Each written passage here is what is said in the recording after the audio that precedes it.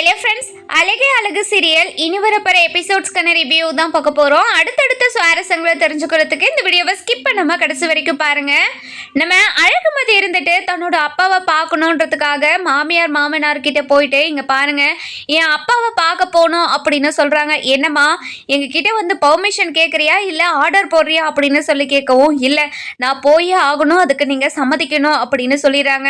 சரி, வீட்டுக்கு வந்து மொதல் நாள் தானே ஆகுது, இப்போ அவகிட்ட எதுவும் பேச வேண்டாம் அப்படின்றதுக்காக நம்ம சுரேஷ் கிட்ட இங்கே பாரு சுரேஷ், அவளை கூட்டிகிட்டு போயிட்டு வந்துரு அப்படின்னு சொல்கிறாங்க. அதுக்கப்புறம் என்ன ரொம்பவே சந்தோஷமாக நம்ம அழகுமதி இருந்துட்டு கிளம்புறாங்க. அதுக்கப்புறம் நம்ம அவங்க மாமியார் இருந்துட்டு இங்கே பாருமா, நீ இந்த சுடிதார்லலாம் போக வேணாம், போய் புடவையை கட்டிட்டு வந்து போ அப்படின்னு சொல்கிறாங்க. அதுக்கப்புறம் நம்ம அழகுமதியும் அவசரமாக போய் புடவையை கட்டிக்கிட்டு வெளியே வராங்க.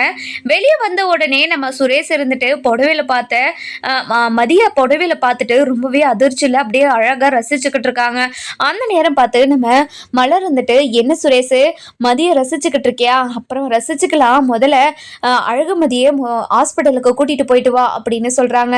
அதுக்கப்புறம் என்ன நம்ம அழகுமதியை வண்டியில் உட்கார வைக்கவும் நம்ம அழகுமதி வண்டியில் ஸ்கிப் ஆகிட்டே இருக்காங்க. இதை பார்த்துட்டு நம்ம சுரேஷ் பயங்கரமாக டென்ஷன் ஆகிடுறாங்க. அதுக்கப்புறம் என்ன ஒரு வழியாக வண்டியில் ஏறி உக்காந்துடுறாங்க. உட்காந்த உடனே நம்ம சுரேஷ் புர்ன்னு கிளம்பிடுறாரு. அதுக்கப்புறம் நம்ம அழகுமதி இருந்துட்டு, என்ன இவர் இவ்வளோ ஃபாஸ்ட்டாக போகிறாரு, மெதுவாக போனதான் என்னதான் அப்படின்னு சொல்லிட்டு மனசுக்குள்ளே நினச்சிக்கிட்டு வரவும், சரி சீக்கிரமாக அப்பா கிட்டே போய் சேரலாம் அப்படின்னு சொல்லிட்டு நினச்சிக்கிட்டு ஹாஸ்பிட்டலுக்கும் போயிடுறாங்க. போன உடனே நம்ம சுரேஷ் இருந்துட்டு தங்கராஜுக்கு ஃபோன் பண்ணுறாங்க. ஃபோன் பண்ணி, என்னடா மச்சான் நைட்டெல்லாம் சந்தோஷமாக இருந்தியா, ஃபஸ்ட் நைட் எப்படி போச்சு, இங்கே பாருங்க மாமா, அதை நினச்சாவே எனக்கு அருவருப்பாக இருக்குது, என்னத்தை சொல்கிறது, என்னோடய வாழ்க்கையில் என் வாழ்க்கையை எப்படியெல்லாம் ஸ்டார்ட் பண்ணலாம், எப்படியெல்லாம் வாழலான்னு எவ்வளவோ பிளான் போட்டு வச்சுருந்தேன். ஆனால் என்னோடய வாழ்க்கையில் எதுவுமே நடக்கலை. என்னோடய வாழ்க்கை மட்டும் ஏமாம்மா இப்படியெல்லாம் போகுது. இங்கே பாருடா சுரேஷ், அழகான பொண்டாட்டி, படித்தவ, அது மட்டும் இல்லாமல் வேலைக்கும் போகிறா, இதை விட உனக்கு என்னடா வேணும் அப்படின்னு சொல்லி கேட்கவும், இங்கே பாருங்க மாமா, அது எதுவுமே எனக்கு இல்லைனா கூட அதாவது திமிரு பிடிச்சவளா இல்லாமல் இருந்திருந்தா எனக்கு ரொம்ப சந்தோஷமாக இருந்திருக்கும். இவ்வளோ திமிரு பிடிச்சவளை கல்யாணம் பண்ணிக்கிட்டு நான் எப்படி வாழ போகிறேன்னு நினச்சாவே என் மனசு அவ்வளோ கஷ்டப்படுது அப்படின்னு சொல்கிறாங்க. இதை கேட்ட உடனே நம்ம அழகுமதி இருந்துட்டு ரொம்பவே கோவமா நம்ம சுரேஷை முறைச்சி பார்த்துக்கிட்டு அவங்க அப்பா கிட்ட போகிறாங்க. போன உடனே, அப்பா இப்போ எப்படி இருக்குப்பா, ஃபோன் பண்ணால் ஸ்விட்ச் ஆஃப்னு வருது, என்னாச்சுப்பா, இப்போது உடம்பு எப்படி இருக்குது அப்படின்னு சொல்லி கேட்கவும், அதுக்கப்புறம் இங்கே பாரு அழகுமதி, நான் சந்தோஷமாக என்னோடய உடம்பு ஆரோக்கியமாக இருக்கணும்னா நீ அந்த குடும்பத்தில் சந்தோஷமாக வாழணும், அங்கே இருக்கிறவங்களனா நீ அனுசரித்து போகணுமா, அதாவது கல்யாணம் பண்ணிட்டு போனால் ஒரு சில விஷயத்த நம்ம அனுசரித்து தான் போகணும், அதை முதல்ல நீ புரிஞ்சுக்கோமா, உனக்கு எதுவுமே சொல்லி கொடுக்காம வளர்த்தது என்னோட தப்பு தான், ஆனா எனக்காக இது எல்லாத்தையும் நீ பொறுத்துக்கணுமா அப்படின்னு சொல்றாங்க. இதை கேட்ட உடனே நம்ம அழகுமதிக்கு, இங்க பாருங்கப்பா, உங்க பொண்ணை எவ்வளவு பொத்தி வளர்த்தீங்க, ஆனா உங்க பொண்ணுக்கு பிடிக்காத ஒரு வாழ்க்கையை அமைச்சு வச்சுட்டு உன் பொண்ணு எப்படி சந்தோஷமா இருப்பான்னு நீங்க எப்படி நினைக்கிறீங்க, எனக்கு சுத்தமா புரியலப்பா, அவ்வளோ கேவலமான ஒருத்தனை கல்யாணம் பண்ணிக்கிட்டு என் வாழ்க்கையில எப்படிப்பா நான் சந்தோஷமா இருக்க முடியும், எப்படிப்பா நான் சந்தோஷமா இருப்பேன்னு நீங்க நினைக்கிறீங்க, அதை நினைச்சாவே எனக்கு அருவருப்பா இருக்குப்பா, ஏன்பா என் வாழ்க்கையில இப்படி ஒரு முடிவு எடுத்தீங்க, இங்க பாரு அழகுமதி, நீ எந்த ஒரு பிரச்சனைக்கும் போகாம இருந்திருந்தனா இப்போ உன்னோட வாழ்க்கை சந்தோஷமா இருந்திருக்குல்ல, உன் வாழ்க்கை இப்படி மாற வேண்டிய அவசியமும் கிடையாதுல்ல, அவங்க கிட்டலாம் வம்பு வச்சுக்காதன்னு எத்தனை முறை உங்ககிட்ட சொன்னேன், ஆனா நீ அது எதுவுமே கேட்காம அவங்க கிட்ட வம்புக்கு போன, இப்போ உன் வாழ்க்கை பத்தியா எந்த நிலைமைக்கு வந்து நிக்குதுன்னு, இங்க பாரு அழகுமதி, இதுக்கு மேலேயாவது உன்னோட வாழ்க்கையை நீ காப்பாத்திக்க பாரு, சந்தோஷமா வாழ பாரு அப்படின்னு சொல்லிடுறாங்க. அதுக்கப்புறம் என்ன, இந்த பக்கம் பார்த்தீங்கன்னா நம்ம சுரேஷும் அதுக்கப்புறம் தங்கராஜும் பேசிக்கிட்டு இருக்காங்க. நம்ம தங்கராஜ் இருந்துட்டு, சுரேஷ் நீ ஹாஸ்பிட்டல்லே இரு, இன்னும் ஒரு 10 நிமிஷத்துல நான் ஹாஸ்பிட்டலுக்கு வரேன், அவகிட்ட நான் கொஞ்சம் பேசணும், அதாவது உன்னோட கேஸ் விஷயமா அவகிட்ட பேசி உன்னோட கேஸை வாபஸ் பண்ண வச்சு உன்னை வேலைக்கு போக வைக்கணும், அதுக்காக நான் அவங்க அப்பா இருக்கிற போதே பேசினாதான் சரி வரும் அப்படின்னு சொல்றாங்க. மாமா கரெக்டாக சொன்னீங்க மாமா, நீங்கள் கொஞ்சம் சீக்கிரமாக வந்து அவகிட்ட பேசுங்க அப்படின்னு சொல்லிடுறாங்க. அதுக்கப்புறம் நம்ம அழகுமதி இருந்துட்டு தன்னோட மனசில் இருக்கிற கஷ்டத்தை எல்லாத்தையும் அப்பா அம்மா கிட்ட தங்கச்சி கிட்டன்னு சொல்லி கொட்டி தீர்த்துக்கிட்டு இருக்காங்க. அந்த நேரம் பார்த்து தங்கராஜும் வந்துடுறாங்க. சுரேஷ் வா சுரேஷ் போகலாம் அப்படின்னு சொல்லிட்டு உள்ளே போகிறாங்க. உள்ளே போன உடனே நம்ம அழகுமதி அழுதுகிட்டே பேசுகிறத பார்த்த நம்ம சுரேஷ் இருந்துட்டு என்னாச்சு அப்படின்னு சொல்லி கேட்கவும், ஒன்றும் இல்லை மாப்பிள்ள, சும்மா அது எங்களை பிரிஞ்சு அவளால் இருக்க முடியலன்னு அவள் ரொம்ப ஃபீல் பண்ணுறா அப்படின்னு சொல்கிறாங்க. இங்கே பாருங்க, எப்போ உங்களை பார்க்கணுன்னு அவளுக்கு தோணுனாலையும் நான் அவளை உங்ககிட்ட கூட்டிகிட்டு வந்து காட்டிட்டு போகிறேன், இதை பற்றியெல்லாம் அவளை கவலைப்பட வேண்டான்னு சொல்லுங்க அப்படின்னு சொல்கிறாங்க. இதை கேட்ட உடனே நம்ம அழகுமதிக்கு சுரேஷ் மேலே ஒரு அபிப்பிராயம் வருது. இல்லை நடிக்கிறானா அப்படின்னு சொல்லி யோசிக்கிறாங்க. அந்த நேரம் பார்த்து நம்ம தங்கராஜ் இருந்துட்டு, இங்க பாரு ராம்குமார், உங்ககிட்ட ஒரு விஷயத்த பேசிட்டு போலான்னு தான் வந்தேன். உங்க பொண்ணு சுரேஷ் மேல உங்க மாப்பிள்ளை மேல ஒரு கேஸ் கொடுத்துருக்காங்க இல்லையா, அந்த கேஸை வாபஸ் பண்ண சொல்லி தான் உங்ககிட்ட கேட்கலான்னு வந்தேன். உங்க பொண்ணுகிட்ட பக்குவமா சொல்லி அந்த கேஸை வாபஸ் பண்ண சொல்லுங்க. கேஸை வாபஸ் பண்ணா மட்டும்தான் உங்க மாப்பிள்ளை வேலைக்கு போக முடியும் அப்படின்னு சொல்றாங்க. இதை கேட்ட உடனே அழகுமதிக்கு ரொம்பவே கோவம் வந்துடுது. இங்க பாருங்க, உங்க வேலை திரும்ப கிடைக்கணுன்றதுக்காக தான் என்னோட வாழ்க்கையே நாசமா ஆக்குனீங்களா? ஏன் இப்படி என் வாழ்க்கையில இப்படி விளையாடுறீங்க அப்படின்னு சொல்லி கேட்கவும், இதை கேட்ட உடனே நம்ம தங்கராஜ் இருந்துட்டு, இங்க பாருமா, உன்னோட புருஷனோட வாழ்க்கை நல்லா இருக்கணும்னு நீ நினைக்கலையாமா? அது மட்டும் இல்லாம உன் புருஷன் வேலைக்கு போகாம இருந்தா உனக்கு ஓகேவா? உன் புருஷன் ரொம்ப நல்லவமா, உன் கண்ணுக்கு ஒரு சில விஷயத்துல தப்பானவனா தெரிஞ்சிட்டான், அதுக்காக அவன் தப்பானவனா ஆயிட மாட்டான். நீ கொஞ்ச நாள் போக போக சுரேஷோட மனசை புரிஞ்சுக்கிட்டு கண்டிப்பா சுரேஷ் கூட சந்தோஷமா வாழ தொடங்குவ. அதுக்கு என்னால கண்டிப்பா 100% கேரண்டி கொடுக்க முடியும் அப்படின்னு சொல்றாங்க. இதை கேட்ட உடனே நம்ம ராம்குமார் இருந்துட்டு, இங்க பாருமதி, சார் தான் அவ்வளோ சொல்கிறாருல்ல, நீ போய் மாப்பிள்ளையோட கேஸை வாபஸ் பண்ணிவிட்டு ஃபஸ்ட்டு மாப்பிள்ளை வேலைக்கு போகிற வேலையை பார்க்கட்டும். இனிமேல் எந்த பிரச்சனைக்கும் போகாமல் நீ நான் கொஞ்சம் சமத்தா அந்த வீட்டில் இருக்கிறவங்கள அனுசரித்து போமா அப்படின்னு சொல்லிடுறாங்க. அப்பா, ஏன்பா நீங்களும் இப்படியே பேசிக்கிட்டு இருக்கீங்க? என்னால் அதாவது நியாயத்துக்காக நிற்க முடியுமே தவிர அநியாயத்துக்காக என்னால் பின்னாடியெல்லாம் நிற்க முடியாதுப்பா அப்படின்னு சொல்லிடுறாங்க. இதை கேட்ட தங்கராஜ் இருந்துட்டு, என்னம்மா உன்கிட்ட கொஞ்சம் நார்மலாக பேசுனா நீ பாட்டுக்கு உனக்கு மனசுக்கு தோணுறபடி பேசிக்கிட்டே இருப்பியா? இங்கே பாரு, நீ மட்டும் இந்த கேஸை வாபஸ் பண்ணலை, உங்கள் அப்பாவோட ட்ரீட்மெண்ட் எதுவுமே நடக்காது. அது மட்டும் இல்லாமல் இது வரைக்கும் நடந்த ட்ரீட்மெண்ட்டுக்கு நீங்கள் தான் காசு கொடுக்கணும். பரவாயில்லையாம்மா அப்படின்னு சொல்லி கேட்கவும், இங்கே பாருங்க, நான் உங்களுக்கு என்ன பாவம் பண்ண, எதுக்காக நீங்கள் இப்படி பிளாக்மெயில் பண்ணி என்னை ஒவ்வொரு விஷயமா பண்ண வச்சுக்கிட்டு இருக்கீங்க? இது எங்கே போய் முடியும்னு எனக்கு தெரியல. என்னோட அப்பாக்காக இந்த கேஸை நான் வாபஸ் வாங்குறேன். ஆனால் இனிமேல் இவர் ஏதாவது தப்பு பண்ணாருன்னு எனக்கு தெரிஞ்சிச்சுன்னா கண்டிப்பாக நான் இந்த கேஸை திரும்பவும் தொடருவேன் அப்படின்னு சொல்லிடுறாங்க. அதுக்கப்புறம் அதாவது எஸ்பி ஆஃபீஸ்க்கு போகிறாங்க. போன உடனே, இங்கே பாருங்கள் சார், இவர் மேலே கொடுத்தா கேஸை நான் வாபஸ் வாங்கிடுறேன் சார் அப்படின்னு சொல்கிறாங்க. என்னம்மா திடீர்னு கேஸை வாபஸ் பண்ணுறேன்னு சொல்கிறேன்? இவர் மேலே இருந்த கேஸை எதுக்காக நீ வாபஸ் வாங்கிடுறேன்னு சொல்கிறேன்? இவங்க ஏதாவது உன்னை மிரட்டினாங்களா? ஏதாவது மிரட்டினாங்கன்னா சொல்லுங்கம்மா, கண்டிப்பாக அதுக்கும் ஒரு ஆக்ஷன் எடுக்கிறேன். நான் இவங்களை நான் சும்மா விட மாட்டேன். இவன் வேலையே போகிற மாதிரி கண்டிப்பாக ஏதாவது நான் பண்ணுவேன் அப்படின்னு சொல்லிடுறாங்க. இங்கே பாருங்கள் சார், எங்களுக்குள்ள ஒரு சின்ன மிஸ் அண்டர்ஸ்டாண்டிங் நடந்ததுனால தான் இவ்வளோ பெரிய பிரச்சனை வந்துருச்சு சார். நான் பண்ணது எல்லாமே தப்பு தான் சார். இனிமேல் இப்படியெல்லாம் பண்ண மாட்டேன். இந்த கேஸை மட்டும் நீங்கள் வாபஸ் வாங்கிடுங்க சார் அப்படின்னு சொல்கிறாங்க. இதை கேட்ட உடனே, இங்கே பாருமா, திரும்ப இவர் மேலே நீ கேஸ் கொடுக்கறதும் கேஸை வாபஸ் பண்ணுறதுமா இருந்தனா எங்களை என்னம்மா நினச்சிக்கிட்டு இருக்க நீ? இங்கே பாரு, நாங்கள் மக்களுக்காக தான் வேலை பார்க்குறோம், நான் இல்லைன்னெல்லாம் சொல்லலை. அதுக்காக எங்களை நீங்கள் இஷ்டப்படி யூஸ் பண்ணிப்பீங்களா? இந்த மாதிரி யூஸ் பண்ணுற வேலையெல்லாம் வேண்டாம். இனிமே நீ உண்மையாக கேஸு கொடுக்குறதா இருந்தால் மட்டும் நீ எஸ்பி ஆஃபீஸ்க்கு வா. கண்டிப்பாக அந்த கேஸுக்கு உண்மையான நியாயமான ஒரு அர்த்தம் இருந்தால் நான் கண்டிப்பாக அந்த கேஸை எடுத்து உனக்காக நியாயத்தை வாங்கி கொடுக்குறேன் அப்படின்னு சொல்லிடுறாங்க. இதை கேட்ட உடனே நம்ம மதி இருந்துட்டு, கண்டிப்பாக சார், இனிமே அநியாயம் நடந்தால் உங்ககிட்ட ஆளாக சொல்ல வேண்டியது என்னோட பொறுப்பு. நீங்கள் கவலையே படாதீங்க சார் அப்படின்னு சொல்கிறாங்க.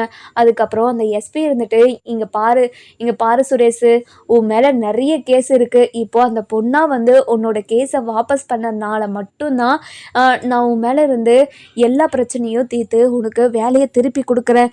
இனிமேல் உன் மேலே ஏதாவது ஒரு கம்ப்ளைண்ட் வந்துச்சுன்னா கண்டிப்பாக உன்னோட வேலை உன் கையில் இருக்காது. அதை மனசில் வச்சுக்கிட்டே நீ வேலை வேலையை பாரு அப்படின்னு சொல்லிடுறாங்க. கண்டிப்பாக சார், இனிமேல் எந்த ஒரு பிரச்சனையுமே நடக்காது, நீங்கள் என்னை பற்றி கவலையே படாதீங்க, இனிமேல் நான் எந்த பிரச்சனையுமே பண்ண மாட்டேன் அப்படின்னு சொல்லிடுறாங்க. இதை கேட்ட உடனே நம்ம சுரேஷ் இருந்துட்டு ரொம்பவே சந்தோஷப்படுறாங்க. இங்கே பாருங்கள் சார், இனிமேல் எந்த பிரச்சனையுமே வராமல் நான் என்னோட வாழ்க்கையில் நான் என்னோட டியூட்டியை கரெக்டாக பார்க்குறேன் சார், இனிமேல் எந்த பிரச்சனையும் வராது, நீங்கள் கவலைப்படாதீங்க சார் அப்படின்னு சொல்லிடுறாங்க.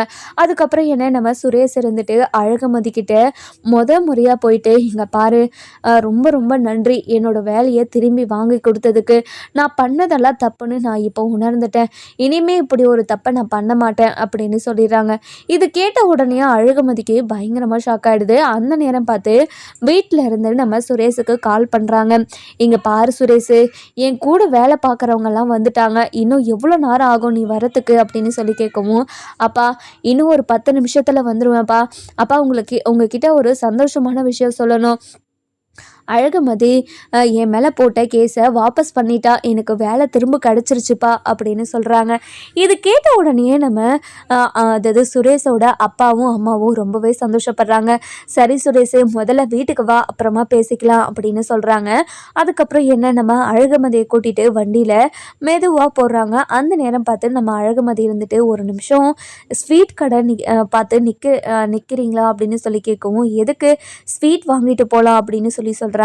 அதுக்கப்புறம் நம்ம அழகுமதி சொல்கிறத கேட்டு ஸ்வீட் கடையில் நிப்பாட்டுறாங்க. நம்ம அழகுமதியும் போய் ஸ்வீட்டெல்லாம் வாங்கிட்டு வந்து வண்டியில் ஏறி உக்காடுறாங்க. வீட்டுக்கு போன உடனே நம்ம அதாவது சுரேஷோட அப்பாவும் அம்மாக்கிட்டேயும் போயிட்டு இந்த ஸ்வீட்ஸ் எல்லாம் கொடுக்குறாங்க. இங்கே பாருங்க ஆண்டி, இந்தாங்க ஸ்வீட்ஸ் எடுத்துக்கோங்க அப்படின்னு சொல்கிறாங்க.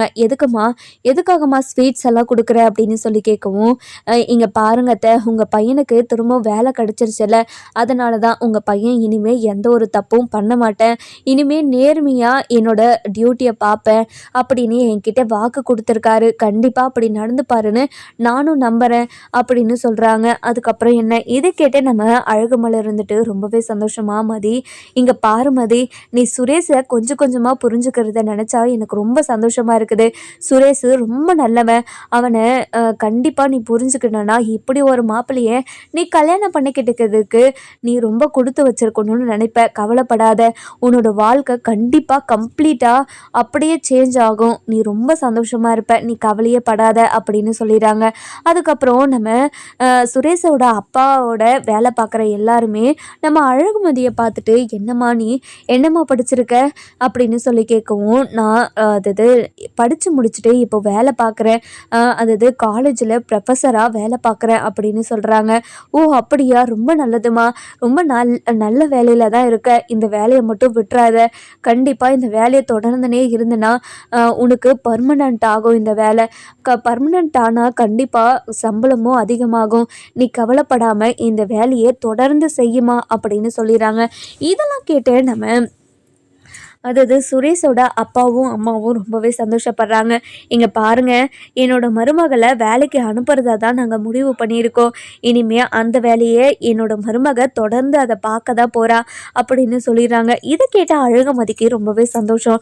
அதுக்கப்புறம் நம்ம மலர் இருந்துட்டு ரொம்பவே ஷாக்கிங்காக அவங்க மாமியாரை பார்த்து அதிர்ச்சியில் பார்த்துக்கிட்டு இருக்காங்க. அதுக்கப்புறம் நம்ம என்னடி, எதுக்காக அப்படி பார்த்துக்கிட்டு இருக்க, இல்லத்த நீங்கள் இப்படியெல்லாம் பேசவே மாட்டீங்களே, எதுக்கு இப்படி பேசுகிறத பார்த்தாவே அதிர்ச்சியாக இருக்குது, அதனால தான் இப்படியெல்லாம் பார்த்துக்கிட்டு இருக்கேன் அப்படின்னு சொல்கிறாங்க. அதுக்கப்புறம் நம்ம அழகுமதி இருந்துட்டு ரொம்பவே இங்கே பாருங்கத்த, நீங்கள் எதை நினச்சி இப்படி ஒரு முடிவை எடுத்தீங்கன்னா எனக்கு தெரியாது, ஆனால் அழகுமதி விஷயத்தில் இப்படி ஒரு சந்தோஷமான விஷயத்த அழகுமதிக்கு கொடுத்துருக்கீங்க, அதனால் ரொம்ப சந்தோஷம்தான் அத்தை, நான் போய் என்னோட வேலையை பார்க்குறேன் அப்படின்னு சமையல் கட்டில் போயிட்டு தன்னோட வேலைகளை பார்த்துக்கிட்டு இருக்காங்க. அந்த நேரம் பார்த்து நம்ம பாக்கியராஜ் வராரு. வந்த உடனே நம்ம அழகுமதி கிட்ட போயிட்டு, இங்கே பாருமா அழகுமதி, அப்பா அம்மாவை பார்த்துட்டு வந்துட்டியா, அப்பா அம்மா இப்போ எப்படி இருக்காங்க, இப்போது அப்பாவோட உடம்பெல்லாம் எப்படி இருக்குது அப்படின்னு சொல்லி கேட்கவும், இப்போது ஓரளவுக்கு ஓகே தான், ட்ரீட்மெண்ட் எல்லாம் போயிட்டுருக்கு, இப்போது அப்பா கூட இருக்கணும்னு தான் எனக்கு தோணுது, ஆனால் இருந்தாலும் இந்த வீட்டில் தான் இருக்கணும், நீ கல்யாணம் ஆன புதுசுலேயே இங்கே வந்தெல்லாம் தங்கக்கூடாது அப்படின்னு சொல்லி என்னை அனுப்பி வச்சுட்டாங்க அப்படின்னு சொல்கிறாங்க. இங்கே பாரு பாருமதி, நாங்கள் எல்லாரும் இருக்கோம்ல, நாங்கள் எல்லாரும் பார்த்துக்குறோம், நீ பயப்படாத, கண்டிப்பாக உங்கள் அப்பாவுக்கு எதுவுமே ஆகாது அப்படின்னு சொல்கிறாங்க. அதுக்கப்புறம் நம்ம அதாவது சுரேஷோட அப்பாவும் அம்மாவும், என்னம்மா இனிமே இந்த மாதிரியெல்லாம் அதாவது எந்த ஒரு வேலையும் செய்யாமலாம் இருக்கக்கூடாது, மலரு எல்லா வேலையும் இழுத்து போட்டு செஞ்சுக்கிட்டு இருக்கால, அவளுக்கு ஒத்தாசையாக நீயும் எல்லா வேலையும் செய்யணும் அப்படின்னு சொல்கிறாங்க. சித்து இருந்துட்டு, இங்கே பாருங்கம்மா, இப்போ தான் அழகுமதி அண்ணியை வேலைக்கு அனுப்புகிறேன்னு சொன்னீங்க, இப்போ எல்லா வேலையும் செய்யணும்னு சொல்கிறீங்க. வீட்டில் எல்லா வேலையும் செஞ்சுட்டு வேலைக்கு போகிறது எவ்வளோ பெரிய கஷ்டம் தெரியுமா? எதுக்காக அண்ணியை இப்படியெல்லாம் கஷ்டப்படுத்திட்டு இருக்கீங்க அப்படின்னு சொல்லுவோம். இங்கே பாருடா, உன்னை யாரும் இங்கே பஞ்சாயத்துக்கு கூப்பிடலை, முதல்ல இங்கேருந்து கிளம்பு, நீ எந்த வார்த்தையும் பேசாத, இதை பற்றி நாங்கள் பார்த்துக்குறோம், இதை பற்றி நீங்கள் கவலைப்பட வேண்டிய அவசியமே இல்லை அப்படின்னு சொல்கிறாங்க. இதை கேட்ட ஸ்ருதி இருந்துட்டு, என்னம்மா மனசாட்சியே இல்லாமல் இப்படிலாம் பேசிக்கிட்டு இருக்க, அண்ணி இப்போ தான் நாள் வந்திருக்காங்க, ஏதோ டயர்டில் ஒரு நாள் தூங்கிட்டாங்க, அதுக்காக அண்ணியை இப்படியெல்லாம் பேசி அவங்க மனசை கஷ்டப்படுத்திக்கிட்டு இருப்பீங்களா? இப்படிலாம் பண்ணாதீங்கம்மா அப்படின்னு சொல்லவும், இங்கே பாருடி, இந்த விஷயத்தில் உனக்கு சூதுவாதெல்லாம் தெரியாது, முதல்ல அமைதியாக இரு, நம்ம முதலையே இவளை விட்டு பிடிக்காம கராராக இருந்தால் மட்டும்தான் நமக்கு மரியாதை கொடுப்பா, இல்லைனா மரியாதை சுத்தமாக இருக்காரு அப்படின்னு சொல்லவும், இதை கேட்ட அழகுமதி இருந்துட்டு, இங்கே பாருங்க, நீங்கள் என்கிட்ட எப்படி நடந்துக்கிட்டாலும் நான் என்ன பண்ணுறனோ அதை தான் நான் பண்ணிக்கிட்டு இருப்பேன், நீங்கள் என்னை பற்றி கவலைப்படாமல் உங்கள் வேலையை நீங்கள் பாருங்கள் அப்படின்னு சொல்லிட்டு போயிடுறாங்க. இதை கேட்ட சுரேஷ் இருந்துட்டு பயங்கரமாக கோவப்படுறாங்க. அதுக்கப்புறம் என்ன, நம்ம சுரேஷ் இருந்துட்டு உள்ளே போயிட்டு, இங்கே பாரு, என் அப்பா அம்மா கிட்ட இங்கே இருக்க யாருமே எதிர்த்து பேச மாட்டாங்க, என் அப்பா அம்மா கிட்ட எதுக்காக எதிர்த்து பேசிட்டு வர அப்படின்னு சொல்லி கேட்கவும், இங்கே பாருங்க, உங்கள் அப்பா அம்மாவை நான் எதிர்த்தெல்லாம் பேச கிடையாது, அது மட்டும் இல்லாமல் அவங்க கேட்ட கேள்விக்கு நான் பதில் சொல்லிட்டு வந்தனே தவிர வேறு எந்த எண்ணமும் என்னோட மனசில் இல்லை, நாளையிலேருந்து நான் வேலைக்கு கிளம்புறேன் அப்படின்னு சொல்கிறாங்க. என்ன சொல்கிற நீ, எதுக்காக நீ வேலைக்கு போகணும், நான் தான் இனிமேல் வேலைக்கு போக ஆரம்பிச்சிட்டல, இனிமேல் நீ கவலைப்படாத, நான் உன்னை பார்த்துக்கிறேன், நீ வேலைக்கு போக வேண்டிய அவசியமெல்லாம் இல்லை, இங்கே பாருங்கள், நான் இண்டிபெண்ட்டாக இருக்கணும்னு நினைக்கிறேன், யாரு கையும் எதிர்பார்க்காம என்னோட செலவுகளை நானே பார்த்துக்கணும்னு நினைக்கிறேன், அதனால் நான் வேலைக்கு போக தான் செய்வேன் அப்படின்னு சொல்லிடுறாங்க. இது கேட்ட உடனே சுரேஷ் இருந்துட்டு மண்டை அப்படியே சூடாகி, இங்கே பாரு, நான் சொல்கிறத எதுவுமே கேட்கக்கூடாதுன்னு இருக்கியா நீ, இந்த ஊரில் இருக்கிற பொண்டாட்டிங்களெல்லாம் பாரு, புருஷன் சொல்ல மீறவே மாட்டாங்க, புருஷன் ஒரு கோடு போட்டால் அந்த கோட்டை கூட தாண்டவே மாட்டாங்க, அப்படி இருக்கும்போது எனக்கு மட்டும் நீ இப்படி வாச்சிட்டே, என்ன நினச்சாவே எனக்கே ரொம்ப பாவமாக இருக்குது, இங்கே பாரு, இனிமேல் இந்த வீட்டில் இருக்கிறவங்க என்ன சொல்கிறாங்களோ அதுபடி தான் நீ நடந்துக்கணும், சும்மா நீ நினச்ச மாதிரி நீ யோசித்த மாதிரி இல்லை நீ ஆசைப்பட்ட மாதிரி இருக்கணும்னு நினச்சா கண்டிப்பாக அது நடக்கவே நடக்காது, அந்த நப்பாசையை மட்டும் உன்னோட மனசில் வளர்த்துக்காத அப்படின்னு சொல்லிடுறாங்க. அதுக்கப்புறம் என்ன, சுரேஷ் இருந்துட்டு, இங்கே பாரு, உங்ககிட்ட இவ்வளோ கரராக பேசுகிறேன்னு மட்டும் நினைக்காத, நீ இதெல்லாம் செய்யலைன்னா அம்மா உன்னை கண்டிப்பாக சந்தோஷமாலாம் இருக்க விட மாட்டாங்க, நீ இந்த வேலையெல்லாம் செஞ்சிட்டனா அம்மா உன்னை எதுவுமே கேட்க மாட்டாங்க, அப்புறம் உன்னை பாராட்ட ஆரம்பிச்சிருவாங்க, உன்னோட மனசுக்கும் கொஞ்சம் ஆறுதலாக இருக்கும், வந்த நாள்லேருந்து இப்போ வரைக்குமே நம்மளை ஏதாவது ஒன்று சொல்லிக்கிட்டே இருக்காங்களேன்னு நினச்சி நீ ரொம்ப வருத்தப்படக்கூடாதுன்றதுக்காக தான் இதெல்லாம் சொல்லிக்கிட்டு இருக்க, நீ கவலைப்படாமல் இரு, உன்னோட வாழ்க்கை மொத்தமாக மாறும், அதுக்காக தான் நானும் காத்துக்கிட்டு இருக்கேன், நீ கவலையே படாத அப்படின்னு சொல்லி நம்ம சுரேஷ் சொல்கிறாங்க. இதை கேட்ட நம்ம அழகுமதி, சுரேஷ் மேலே ஒரு அபிப்பிராயம் வருது. அதுக்கப்புறம் சின்னதாக ஒரு லவ் ட்ராக்கு ஓட ஆரம்பிக்குது. இன்னொரு பக்கம் பார்த்திங்கன்னா நம்ம அழகுமலை இருந்துட்டு சுரேஷ் கிட்ட போயிட்டு, இங்கே பாரு சுரேஷ், அழகுமதி மாதிரி ஒரு பொண்ணு உனக்கு கிடைச்சதுக்கு நீ ரொம்ப கொடுத்து வச்சிருக்கணும், அழகுமதி ரொம்ப ரொம்ப நல்லவங்க, அவங்க ஏதோ உங்ககிட்ட ஒரு பிரச்சனை பண்ணிட்டாங்கன்றதுக்காக அவங்க திமிரு பிடிச்சவங்க, அவங்க ஆணவம் பிடிச்சவங்க, அப்படி இப்படின்னு அவங்கள தப்பாக பேசக்கூடாது, அது ரொம்ப பெரிய தப்பு, இப்படியெல்லாம் பண்ணக்கூடாது சரியா அப்படின்னு சொல்லவும், இங்கே பாருங்க அண்ணி, என்னால் அவளை பார்க்கவே முடியல அண்ணி, எனக்கு கோவமாக வருது, என்ன பண்ணுறது, வேறு வழியே தெரியாமல் தான் அவங்க மூஞ்சை பார்க்க வேண்டியதாகவும் இருக்குது, அவங்க கிட்ட பேச வேண்டியதாகவும் இருக்குது, என்ன பண்ணுறது, என்னோட தலையெழுத்தில் அப்படியெல்லாம் எழுதியிருக்கு போல அப்படின்னு சொல்லி ரொம்பவே கோவமாகவும் பேசிக்கிட்டு இருக்காங்க. சொல்கிறாங்க. இங்கே பாரு சுரேஷு, நான் சொல்கிறத நீ முழுசாக புரிஞ்சுக்கிட்டேன்னா கண்டிப்பாக உன்னோட வாழ்க்கை சந்தோஷமாக இருக்கும். இனிமே தங்கராஜ் அண்ணன் கூட கொஞ்சம் பார்த்தே பழகு. அவங்க கிட்ட இருந்து கொஞ்சம் டிஸ்டன்ஸ் மெயின்டைன் பண்ணிக்கோ. அப்போ தான் உன்னோட வாழ்க்கை சந்தோஷமாக இருக்கும். அப்படி இருந்தனா கண்டிப்பாக அழகுமதிக்கு உன்னை ரொம்ப பிடிக்கும்.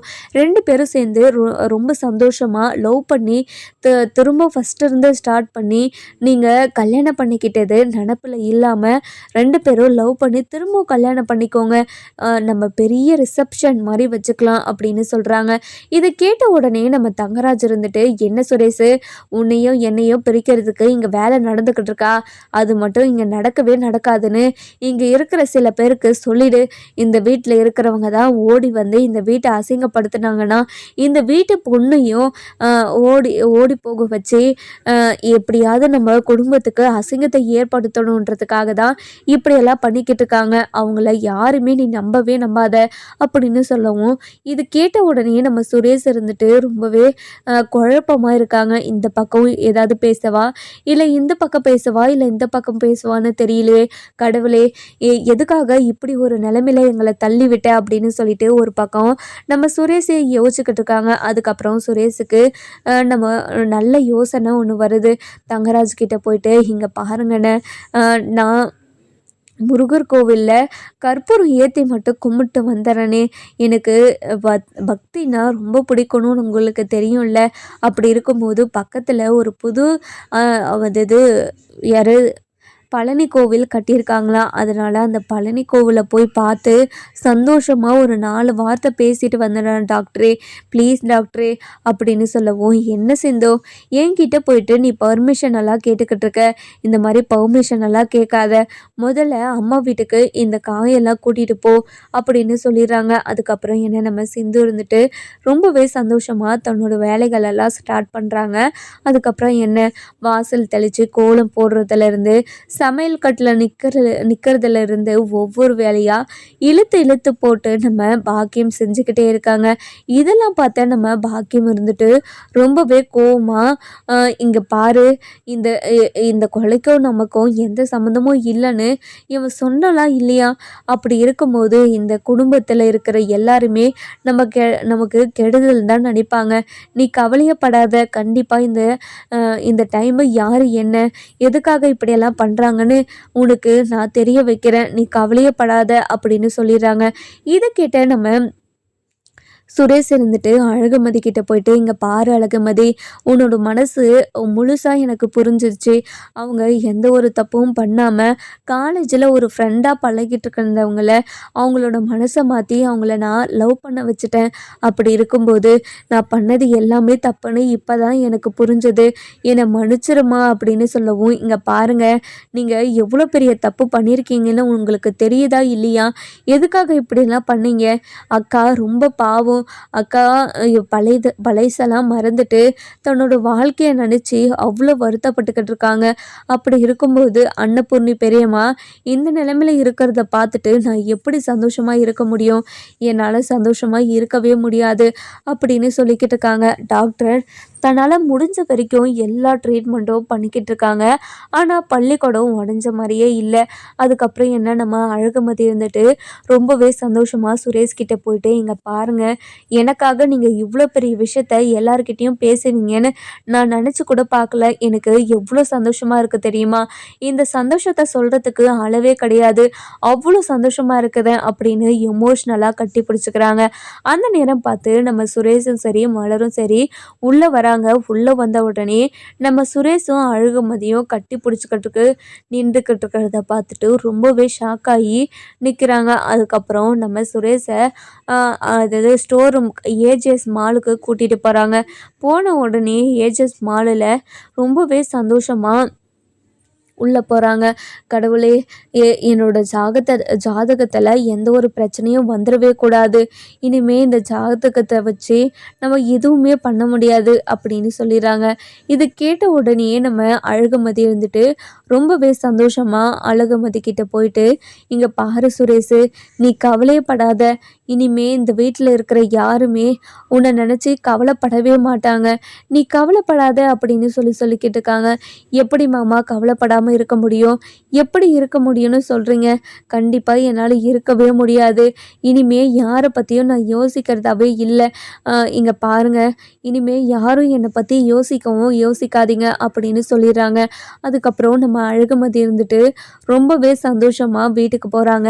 வீட்டுக்கு போன உடனே நம்ம சுரேஷை கட்டி பிடிச்சிட்டு விடவே மாட்றாங்க. இதெல்லாம் பார்த்துக்கிட்டு இருந்த நம்ம மாணிக்கம் அது தங்கராஜையும் அதுக்கப்புறம் என்ன நம்ம சுரேஷ் இவங்க எல்லாருமே பார்த்துட்டு ரொம்பவே ஷாக் ஆயிடுறாங்க. அதுக்கப்புறம் நம்ம அழகுமதி இருந்துட்டு ரொம்பவே சந்தோஷமாக இருக்காங்க. இந்த சந்தோஷம் நீடிக்குமா நீடிக்காதான்னு சொல்லிட்டு நம்ம வர எபிசோடில் பார்க்கலாம். இந்த வீடியோ உங்களுக்கு பிடிச்சிருந்தா லைக் பண்ணுங்கள், சப்ஸ்கிரைப் பண்ணுங்கள், மறக்காமல் பெல் ஐகானையும் கிளிக் பண்ணிக்கோங்க.